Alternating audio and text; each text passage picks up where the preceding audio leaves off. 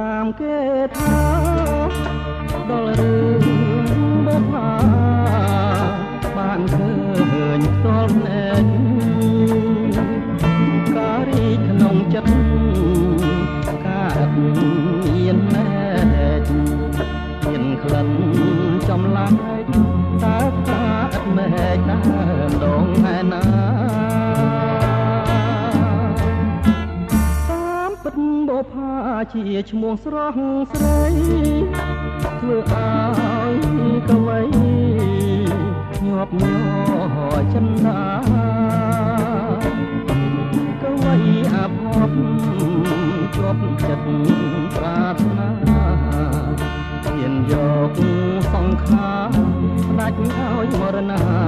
ដួលណែនឹងស្រីបងសូមលំទួសួរអូនបុប្ផាសូមបើមេត្តា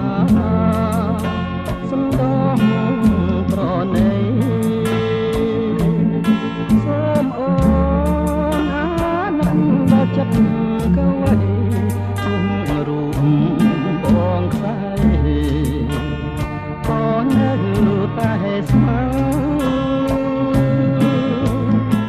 ក្នុងនាមចិនប្រងដែលស្មោះដូចបងអបតា